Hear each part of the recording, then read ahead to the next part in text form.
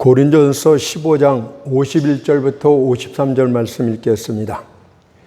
보라, 내가 너희에게 비밀을 말하노니 우리가 다 잠잘 것이 아니요 마지막 나팔에 순식간에 호련히 다 변화하리니 나팔 소리가 나매 죽은 자들이 썩지 아니할 것으로 다시 살고 우리도 변화하리라. 이 썩을 것이 불갑을 썩지 아니할 것을 입겠고 이 죽을 것이 죽지 아니함을 입으리로다. 아멘.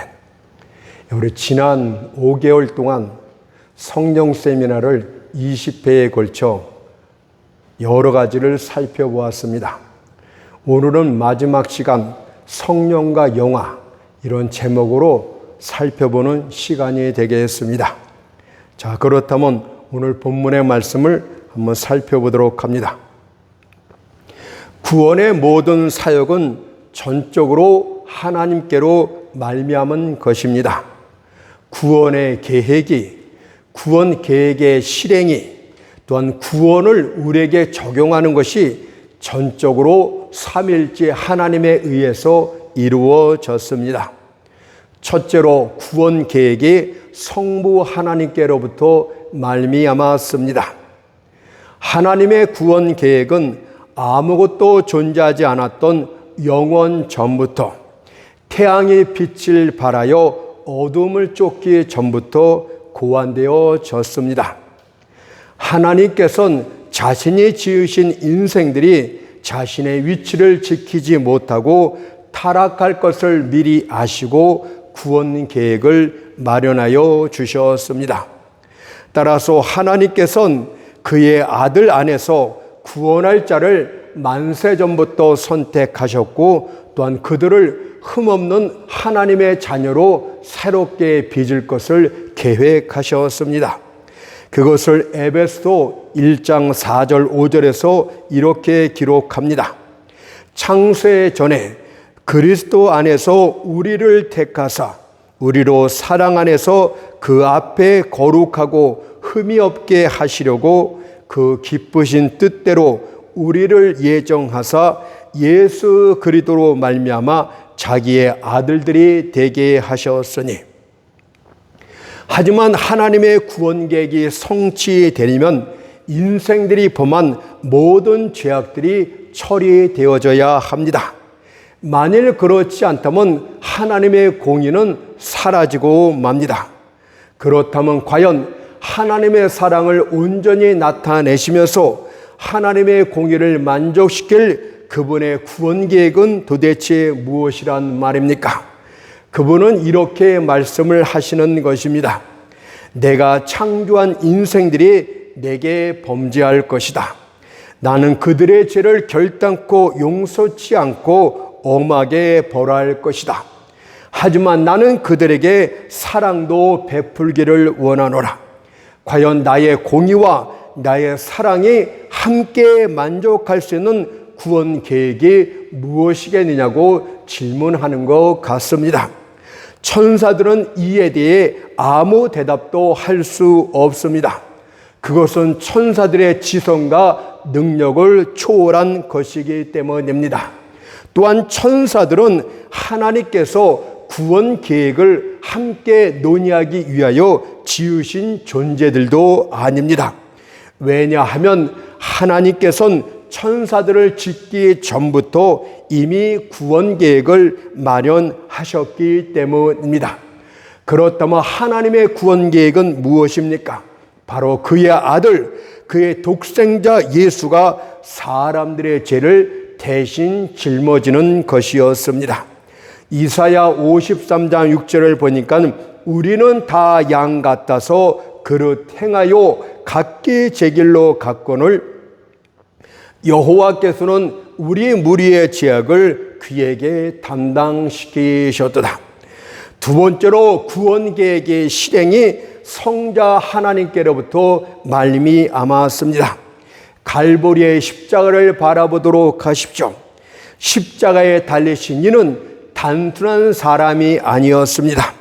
나무에 달려 우리의 죄를 담당하셨던 이는 만유를 다스리시는 복되신 하나님이셨습니다. 그분은 바로 태초에 하나님과 함께 계셨던 그 말씀, 그 성자 하나님이셨습니다. 모든 사람들의 죄값을 대신 지불기 위하여 십자가에 달려 죽으신 이는 바로 성자 하나님이셨습니다. 빌립보서 2장 6절 8절 말씀이 구원 계획이 이렇게 실행되었음을 증거합니다.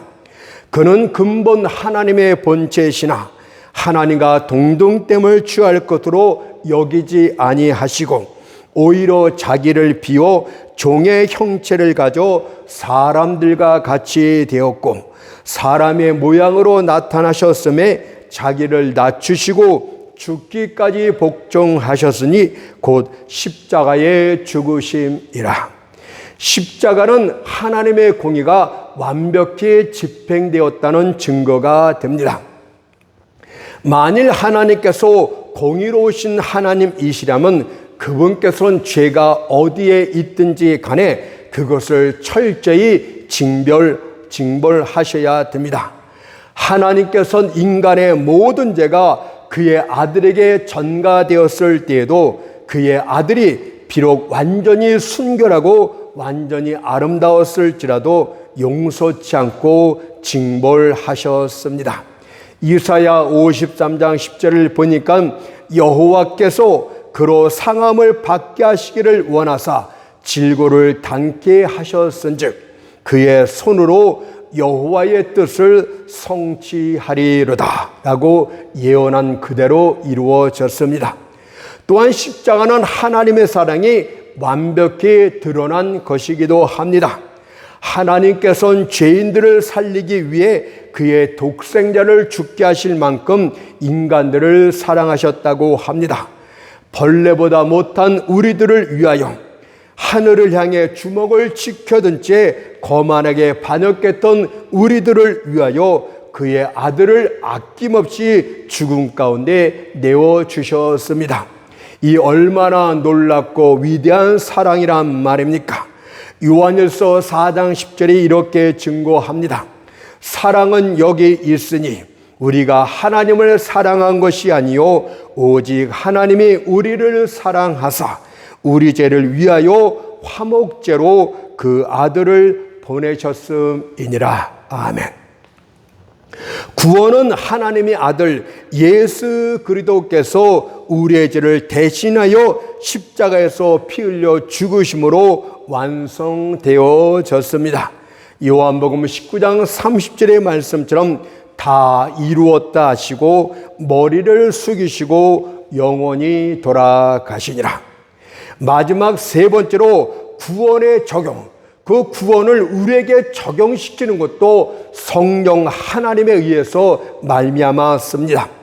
성부 하나님에 의해 구원 계획이 완성되었고 성자 하나님에 의해 그 계획이 완전히 실행됐다 할지라도 만일 성령 하나님께서 그 구원을 우리에게 실제 적용시키지 않는다면 아무 소용이 없습니다. 성령 하나님 없이는 누구도 하나님의 구원의 은총을 누릴 수 없게 됩니다.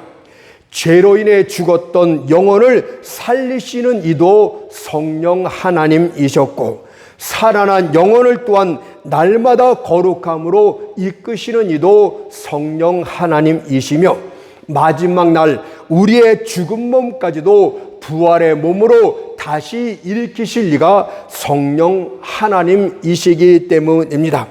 다시 말해서 우리가 하나님 앞에 칭의와 중생과 성화와 마지막 영화 과정까지 모든 것을 행하시는 이가 전적인 성령 하나님이십니다. 따라서 우리가 죄로부터 구원받았다, 이 의미는 단순한 의미가 아니라 과거와 현재와 미래의 모든 구원의 의미가 담겨져 있습니다.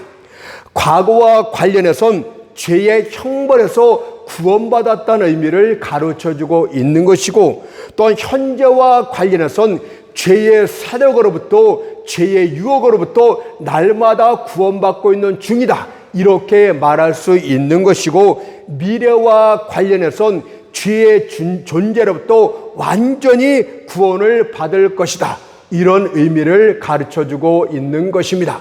따라서 구원받았다는 의미는 구원받은 것이고 구원을 받고 있는 중이고 장차 구원받을 것이다, 과거와 현재와 미래의 모든 의미가 총체적으로 담겨져 있는 것입니다.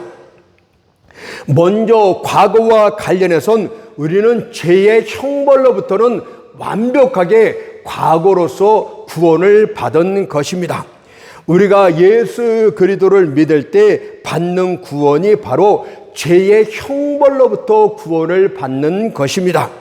베드로전서 2장 24절에서 친히 나무에 달려 그 몸으로 우리 죄를 담당하셨다고 하였듯이, 예수를 믿을 때는 죄의 형벌로부터 구원을 받는 것입니다. 우리가 예수를 믿었습니까? 죄로부터 구원받았습니까? 그런 죄의 형벌이 완전히 사하여졌다는 뜻입니다. 예수께서 율법의 요구대로 모든 죄값을 다 지불하셨기 때문에 이제 그분을 믿기만 하면 대표자 되신 그분 안에서 우리는 값없이 죄사함을 받게 됩니다. 우리가 믿음으로 그리스도 안에 거하게 될 때 하나님은 예수를 보시고 그분 안에 있는 우리를 보시고 무죄 석방을 하신다, 이 뜻입니다. 뿐만 아니라 그리스도께서 이 땅에 계시는 동안에 율법을 모두 온전히 순종하셨기 때문에 그분을 믿기만 하면 의롭다함도 같이 받게 되는데, 이것이 칭의입니다. 따라서 예수를 믿을 때는 죄사함도 받고 한 가지 더 의롭다함도 받게 됩니다. 비록 우리가 율법을 지켜서 의롭다함을 받는 것은 아니지만 우리 대표자가 모든 율법을 친히 우리를 대표해서 다 이루고 온전히 순종했기 때문에 믿기만 하면 하나님의 의를 더불어 받게 되는 거예요. 갈라디아서 2장 16절 말씀을 보니까 사람이 의롭게 되는 것은 율법의 행위에서 난 것이 아니요 오직 예수 그리스도를 믿음으로 말미암는 줄 아는 거로 우리도 그리스도 예수를 믿나니. 따라서 의롭다함을 받았다는 것은 죄의 형벌로부터 구원받았다는 뜻이 됩니다. 두 번째는 현재와 관련해서 우리는 죄의 세력으로부터 구원을 받고 있는 중입니다. 이것이 바로 성령으로 말미암은 중생과 성화 과정이 되겠습니다. 만일 어떤 조적이 법정에서 무죄 판결을 받고 석방되었다고 칩시다. 이것은 죄의 형벌에서 구원을 받은 것입니다. 하지만 그는 사회생활을 하는 동안 또다시 도둑질하고 싶은 충동감을 계속적으로 느끼게 될 것입니다.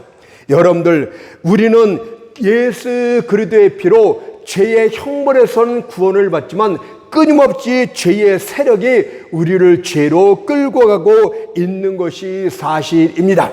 따라서 우리는 두 번째로 죄의 세력으로부터, 죄의 유혹으로부터 구원을 받아야 되는데, 이를 위해서 성령을 우리 가운데 보내주셨습니다.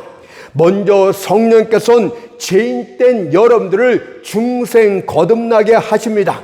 여러분들 안에 새 마음을 주시고 새 영을 주시며 새 성품을 부어주심으로써 죄의 세력을 이기게 하신다, 이 뜻입니다.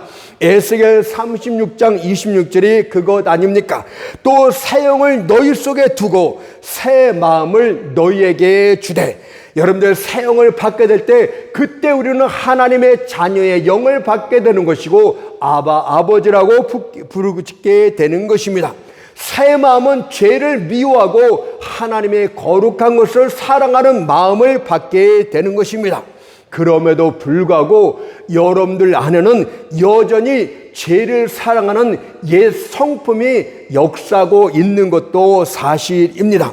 우리가 죄로 인해 범죄한 이 육체를 갖고 있는 동안에는 옛 성품은 끊임없이 역사하고 있습니다. 따라서 그리스도인의 참된 내면의 특징은 무엇이냐? 옛 성품과 새 성품이 끊임없이 다투고 있다. 이렇게 고백하는 것이 옳은 줄로 믿습니다. 바울은 그것을 이렇게 말했습니다. 로마서 7장 21절 24절에서 자신의 체험 그대로를 고백을 합니다. 그러므로 내가 한 법을 깨달았노니 곧 선을 행하기 원하는 나에게 악이 함께 있는 것이로다. 내 속사람으로는 하나님의 법을 즐거워하되 내 지체 속에서 한 다른 법이 내 마음의 법과 싸워 내 지체 속에 있는 죄의 법 아래로 나를 사로잡아 오는 것을 보는도다. 오호라 나는 곤고한 사람이로다. 이 사망의 몸에서 누가 나를 건져내라. 그래서 성령께서는 이 갈등에서 우리를 승리케 하기 위해서 거듭난 심령 가운데 영원토록 내주를 하시는 것입니다. 성령께서는 우리 안에서 끊임없이 역사하심으로 말미암아 사임을 주시고 거룩함을 주심으로 말미암아서 죄의 세력을 이기게 하시는데 이것이 바로 성화 과정이다. 이렇게 말하고 있는 것입니다. 빌립보서 1장 6절에 그것 아닙니까? 너희 속에 착한 일을 시작하신 이가 바로 성령이 그리스도 예수의 날까지 그분이 재림하시는 그날까지 이루실 줄을 우리가 확신하노라 라고 말씀하고 있듯이 여러분들 죄의 형벌에서 구원을 받았습니까? 그렇다면 현재 여러분들 안에는 죄의 세력으로부터 날마다 구원해 주시는 성령의 역사가 있어야만 되는 것입니다. 왜냐하면 구원은 두 번째 현재와 관련해서도 죄의 세력으로부터 성령으로 말미암아 끊임없이 건지시는 역사가 있을 것이라고 말씀하고 있기 때문입니다. 마지막 세 번째는 미래와 관련해서 우리는 죄의 실체로부터 완벽하게 구원을 받게 됩니다. 이것이 바로 오늘 살펴볼 영화라고 말씀을 드릴 수 있겠습니다. 영화라는 것은 먼저 장소와 관련해서 죄가 전혀 존재하지 않는 새로운 새하늘과 새 땅으로 우리가 인도함을 받게 될 것이고, 우리 몸과 관련해서는 죄가 전혀 역사하지 않는 부활의 영광됨을 덧입게 될 것이다. 장소와 우리 실체와 관련해서 말씀하는 것이 바로 영화입니다. 그리고 이것은 마지막 날 예수 그리스도께서 영광의 구름을 타시고 이 땅에 재림하실 때 성취되어집니다. 히브리서 9장 28절이 그것입니다.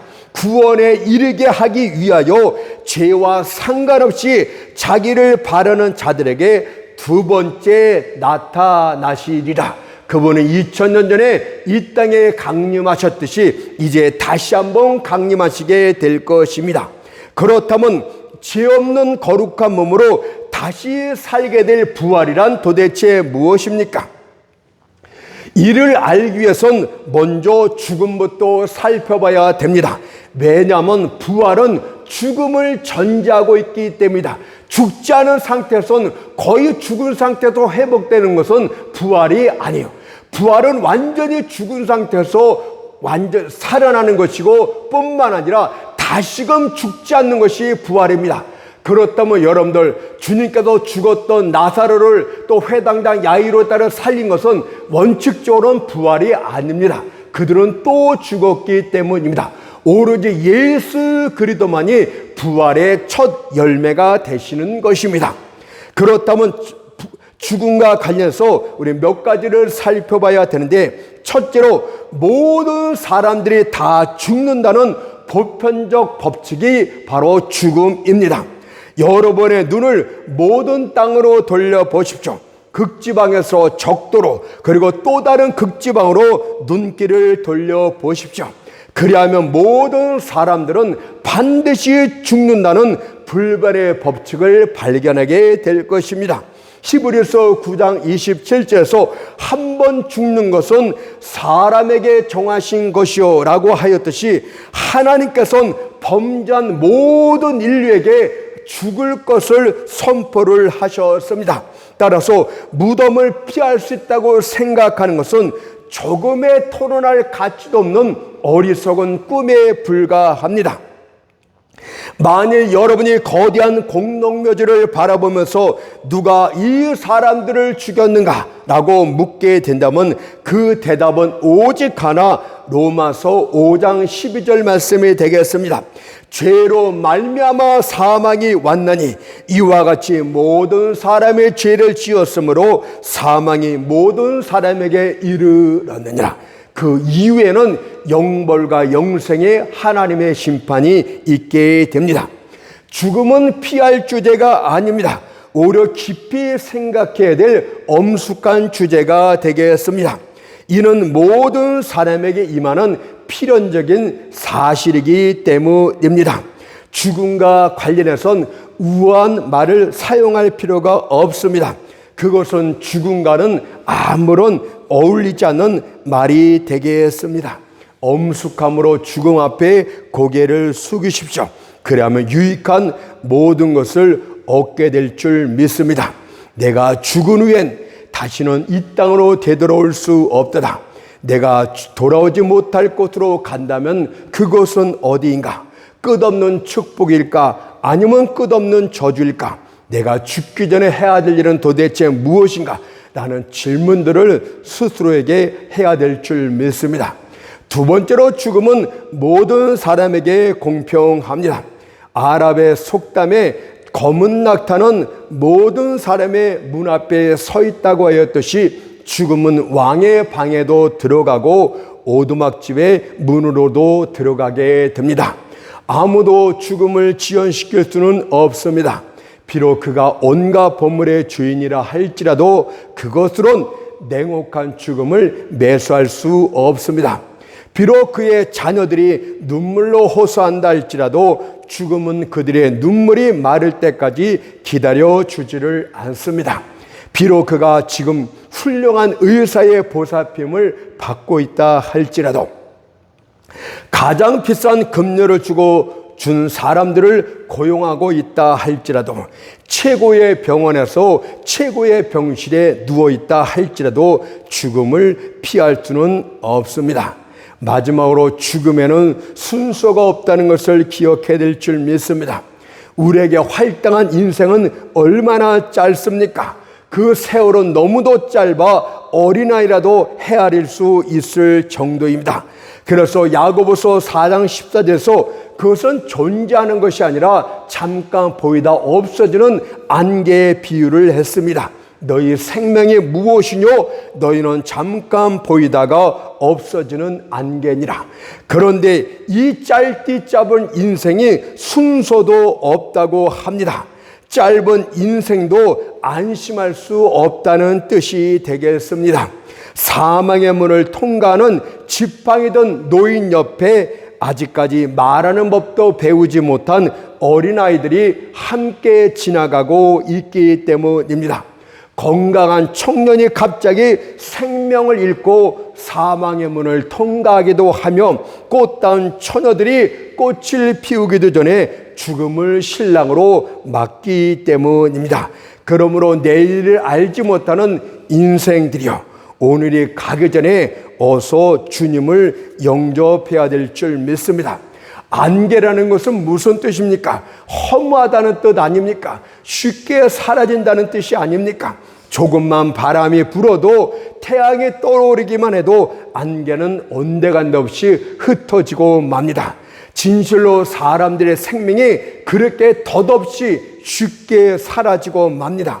갑자기 호흡곤란이 찾아서 죽는 이가 있는가 하면 갑자기 혈관이 막혀서 죽기도 하고 음식이 목에 걸려 죽기도 하며 넘어져 뇌진탕에 걸려 죽기도 하고 웅덩이에 빠져 죽기도 하고 정말 너무도 맥없이 쉽게 죽는 것이 인생 아닙니까? 그러므로 여러분들 오늘 자신이 죽는 것을 예외로 생각하지 말고 오늘 이 진지하게 죽음 앞에 자신의 해야 될 일을 생각해 봐야 될 줄 믿습니다. 그리고 일단 죽으면 이 땅으로 돌아오지를 못합니다. 일상생활로 가족품으로 돌아오지를 못합니다. 따라서 구원받지 못한 영혼들이여 여러분은 복음의 땅과 쉬운 자로 되돌아올 수 없습니다. 하나님의 집으로 되돌아와서 하나님과 화목할 수 있는 복음에 대해서 들을 수가 없습니다. 성경으로 되돌아올 수 없고 회개할 공간으로 되돌아올 수 없고 예수를 믿을 수 있는 시기로 되돌아올 수가 없습니다. 만일 구원을 받지 못한 채 생명의 장벽을 넘게 되면 여러분들에겐 구원의 기회는 없습니다. 마가복음 9장 48절 49절 말씀처럼 거기는 구더기도 죽지 않고 불도 꺼지지 아니하느니라. 사람마다 불로서 소금 치듯함을 받으리라는 그 무서운 형벌의 주사위만 던져지게 될 것입니다. 자, 이제 죽음과 관련해서 살펴보았습니다. 이제는 죽은 우리 몸에 대해서 한번 살펴보도록 합니다. 여러분들, 우리는 이 세상을 떠난 성도들의 영혼과 관련해서는 조금도 고통스럽지 않습니다. 왜냐하면 그들은 주님의 기도대로 낙원에서 주님과 함께 기쁨 중에 안식하고 있기 때문입니다. 요한복음 14장 2절 3절 말씀을 보니까 내 아버지 집에 거할 곳이 많도다. 그렇지 않으면 너희에게 일렀으리라. 내가 너희를 위하여 처소를 예비하러 가노니 가서 너희를 위하여 처소를 예비하면 내가 다시 와서 너희를 내게로 영접하여 나 있는 곳에 너희도 있게 하리라고 말씀하셨기 때문입니다. 그러나 죽은 성도들의 육체를 생각할 때는 우리는 슬퍼하지 않을 수 없습니다. 우리는 성도였던 부모님의 묘 앞에서 우리는 슬퍼하지 않을 수가 없습니다. 그들의 아름다운 얼굴이 점점 부패해져 가고 육체는 썩어가고 있기 때문입니다.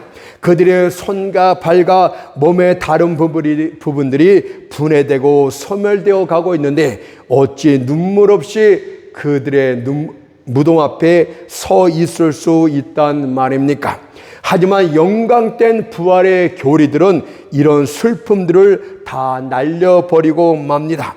마지막 날 천사장의 나팔 소리에 먼지 속에 누워있던 그 육체는 영광된 속성들을 입고 아름다운 모습으로 다시 일어날 것이기 때문입니다. 오늘 본문의 말씀을 다시 한번 읽어볼게요. 보라, 내가 너희에게 비밀을 말하노니 우리가 다 잠잘 것이 아니요 마지막 나팔의 순식간에 호련히 다 변화하려니 나팔 소리가 나매 죽은 자들이 썩지 아니할 것으로 다시 살고 우리도 변화하리라.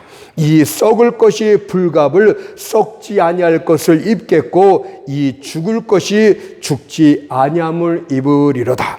고린도서 15장 51절 53절의 말씀입니다. 구약의 성막과 성전은 우리의 지금 죽을 몸과 장차 입을 부활의 몸을 영적으로 암시합니다. 왜냐하면 고린도전서 6장 19절에서 너희 몸은 너희가 하나님께로부터 받은 바 너희 가운데 계신 성령의 전인 줄을 알지 못하느냐고 하였듯이 우리의 몸이 하나님이 거하시는 성전이기 때문입니다. 지금 이 땅에 거하고 있는 성도들의 몸은 광야에 세워졌던 장막입니다. 이스라엘 백성들이 출애굽한 이후에 광야 생활을 할 때 하나님의 거할 성막을 세웠는데 그것은 계달의 장막 같던 보잘것없는 장막이었습니다. 그러나 광야 생활을 끝내고 약속의 땅 가나안 땅에 들어갔을 땐 볼품없는 성막 대신에 아름답고 화려하고 거대한 성전을 짓게 됩니다. 이것은 바로 우리의 몸이 그렇게 될 것이란 뜻입니다. 지금 이 땅에서 보잘것없는 장막과 같은 성막과 같은 그런 우리의 몸이지만 마지막 날에는 영광된 부활의 몸으로, 다시 말해 거룩하고 영광된 하나님의 전으로 다시 세워질 것이라는 약속이 본문의 내용이 되겠습니다. 부활은 비유가 아니라 문자 그대로 이루어집니다. 죽은 자들의 몸이 무덤에서 실제로 다시 살아나게 될 것입니다. 우리 몸을 감싸고 있던 부패성을 가진 모든 요소들과 조잡한 것들은 다 없어지게 될 것이고 영원한 세상에 적합한 몸으로 변하게 될 것입니다. 물론 지금의 몸이나 부활의 몸은 동일한 몸은 사실입니다. 하지만 구성요소는 다 변하게 될 것입니다. 이것이 무슨 뜻입니까? 지금 여러분들의 몸은 20년 전의 몸과 동일한 몸입니다. 그렇지만 20년 전에 여러분의 몸을 구성했던 세포는 완전히 다른 상태입니다. 지금 우리의 몸은 유아 때의 몸과 똑같은 몸이지만 모든 요소는 다 바뀌었습니다. 이것은 부활의 경우에도 마찬가지인 줄 믿습니다. 죽을 때의 몸과 부활의 몸은 동일한 몸이지만 몸을 구성하는 요소는 완전히 변화될 것임을 말씀하고 있는 것입니다. 사람들은 그것을 과학적으로 증명할 수 있느냐? 이렇게 우리에게 반문을 하지만 우리는 과학이 아닌 믿음의 방식으로, 하나님을 믿는 믿음의 방식으로 대답을 해야 됩니다. 사도행전 26장 8절에서 당신들은 하나님이 죽은 사람 다시 살리심을 어찌하여 못 믿을 것으로 여기나이까라고 반문하고 있듯이 전능하신 하나님이 죽은 자를 다시 살리는 것을 왜 못 믿는단 말입니까? 과연 인간의 판단이 모든 판단의 기준이 되는 것입니까? 유한한 이성이 판단할 때만이 하나님의 말씀이 비로소 진리가 되는 것입니까? 그렇지 않습니다. 모든 사람들은 거짓되되 하나님은 참되다고 말씀하고 있듯이 하나님을 하나님 그대로 인정하도록 하십시오. 하나님이 살아계신 것과 하나님의 전능하심을 있는 그대로 믿으십시오. 그리하면 불신앙도 떠나고 불가능도 다 사라지고 맙니다. 우리에게는 하나님이 그렇게 하시겠다고 말씀하신 그것 자체가 부활의 논리가 되고 우리의 강력한 웅변이 되게 될 줄 믿습니다. 그럼에도 불구하고 부활에는 몇 가지 난제가 있는 것도 사실입니다. 첫째로 죽은 자의 몸이 부패하여 흔적도 없이 다 사라지기 때문입니다. 비록 방부 처리되어 미라로 있는 시체들조차도 그 몸이 그대로 있는 경우는 거의 없습니다. 아무리 보존이 잘 되어 있다 할지라도 겨우 머리카락이나 뼈 몇 조각만 남아있을 따름입니다. 우리는 수만 명의 병사들이 죽었던 고대 전쟁터를 살펴볼 수 있습니다. 그러나 그렇게 많은 사람이 죽었음에도 불구하고 많은 세월이 지난 지금에는 사람의 흔적조차 없습니다. 왜 그럴까요? 뼈들은 완벽히 녹아서 흙으로 돌아갔고 어떤 경우는 나무뿌리와 식물들에 의해서 흡수가 되었고 또 어떤 시체는 불태워졌고 짐승들이 먹기도 하였기 때문입니다. 그런데 어떻게 그들을 다시 살릴 수 있단 말입니까?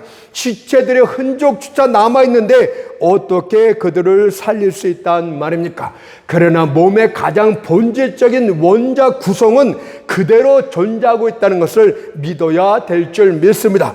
몸의 한 원소는 바람에 날려 사막에 떨어질 수 있고 다른 원소는 태평양 가운데 떨어질 수 있다 할지라도 성령께서는 그 모든 것을 모아 마지막 날 부활의 날에 일으키실 줄 믿습니다. 창조와 부활은 하나님만이 하실 수 있는 초자연적인 역사입니다. 그런데 만일 창조와 부활 가운데 어느 것이 더 어렵느냐고 질문하게 되면 아마 그것은 창조일 것입니다. 그 이유는 창조는 아무것도 없는 존재하지 않는 무에서 모든 것을 존재케 한 것이 창조이지만 부활은 흩어져 있는 몸의 입자들을 한 곳으로 모으는 것이기 때문입니다. 그러므로 창조를 믿으시는 여러분들, 하나님의 창조하신 땅을 밟고 살고 있고 하나님의 창조하신 만물들을 보고 있는 여러분들, 부활을 믿도록 하십시오. 그래서 에레미야 32장 17절에서 능치 못함이 없음을 이렇게 말합니다. 주 여호와여 주께서 큰 능과 드신 팔로 천지를 지으셨사오니 주께는 능치 못할 일이 없으시니이다. 천지를 창조하신 창조주 여호와여, 부활에 대해서도 주님이 하신 일에 능치 못할 일이 없다고 고백해야 될 줄 믿습니다. 두 번째는 부활은 모든 사람이 동시에 살아나기 때문에 우리가 어려움을 겪게 됩니다. 만일 나인성의 과부 아들인 죽은 청년을 살리는 일이라면, 만일 무덤 속에 있던 죽은 나사로를 살리는 일이라면, 만일 회당장 야이로의 죽은 딸을 살리는 일이라면 그런 대로 부활을 믿을 수가 있습니다. 그러나 성경은 모든 사람들이 한꺼번에 부활할 것을 증거합니다.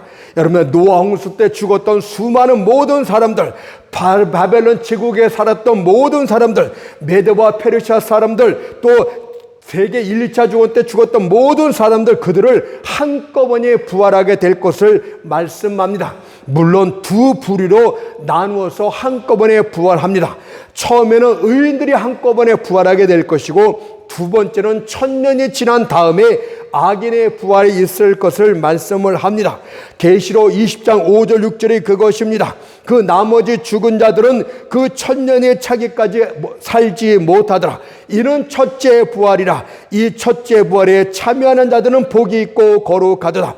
둘째 사망에 그들을 다스리는 권세가 없고 도리어 그들이 하나님과 그리스도의 제사장이 되어 1000년 동안 그리스도로 더불어 왕노로 타리로다고 말씀하고 있듯이, 여러분들을, 예수를 믿는 여러분들은 첫째 부활에 동참하게 될 것입니다. 그것이 바로 영생이고 영화입니다. 뿐만 아니라 크리스찬인들인 여러분들은 부활과 관련해서 더 많은 증거들을 갖고 있지 않습니까? 여러분들, 우리 수많은 부활의 증인들을 보도록 하세요. 그들은 주님의 부활을 끊임없이 전했습니다. 그들은 확신에 찬 채 예수의 부활을 증거했습니다. 그들은 자신들이 본 바를 안 바를 그대로 증거했습니다. 그 수는 숫자상으로도 부활을 증거할 만큼 엄청나게 많았습니다. 그런데 그들은 죽으면서조차도 주님의 부활을 증거합니다. 여러분들, 자신의 생명까지도 귀한 것으로 여기지 않고 부활을 증거했던 그 모든 사람들이 부활의 증거자들이 아니겠습니까? 우리는 부활을 확신할 수 있게 됩니다. 여러분들 또한 성경에 나타난 모든 부활의 계시들을 한번 잠깐 읽고 마치도록 하겠습니다. 다윗이 시편 16편 9절 10절에서 증거합니다. 내 육체도 안전히 거하리니 이는 내 영혼을 음부에 버리지 아니하며 주의 거룩한 자로 썩지 않게 하실 것이미로다고 말씀하고 있고, 이사야는 26장 19절에서 이렇게 증거합니다. 주의 죽은 자들이 살아나고 우리의 시체들은 일어나리다. 티끌에 거하는 자들아, 너희는 깨어 노래하라. 주의 이들은 빛난 이슬이니 땅이 죽은 자를 내어 놓으리로다. 다니엘 12장 2절에도 이렇게 증거합니다. 땅의 티끌 가운데서 자는 자 중에 많이 깨어 영생을 얻는 자도 있겠고 수욕을 받아서 무궁히 부끄러움을 입을 자도 입을 것이며, 또한 신약에도 증거합니다. 요한복음 5장 28절 말씀 보니까 이를 기히 여기지 말라. 무덤 속에 있는 자가 다 그의 음성을 들을 때가 오나니 선한 일을 행한 자는 생명의 부활로, 악한 일을 행한 자는 심판의 부활로 나오리라고 말씀하셨고, 빌립보서 3장 21절 말씀 하나 더 읽겠습니다. 그가 만물을 자기에게 복종케 하실 수 있는 자의 역사로 우리의 낮은 몸을 자기 영광의 몸의 형체와 같이 병케 하시리로다. 그러므로 부활을 믿으십시오. 구원의 마지막 때인 영화를 믿도록 하세요. 주님의 재림하시는 그날에 여러분들은 영광된 부활의 몸으로 일어나게 될 것입니다. 여러분들, 지금까지 이미 말씀을 들었듯이 성령 세미나를 20회에 걸쳐서 5개월 동안에 쭉 말씀을 드렸습니다. 물론 성령에 대한 은사나 그런 것들이 몇 가지 빠졌지만, 제 경험을 말할 수도 있겠지만, 또 다른 사람들의 경험을 말할 수도 있겠지만, 그것은 나중에 하도록 하고, 꼭 필요한 성경에 나타난 진리들은 거의 다 우리가 살펴보았다고 생각이 듭니다. 저는 나름대로 이 시간들이 가치가 있었다고 생각이 듭니다. 다음부터는 설교로서 다시 한번 여러분들을 찾아뵙도록 하겠습니다. 마칩니다.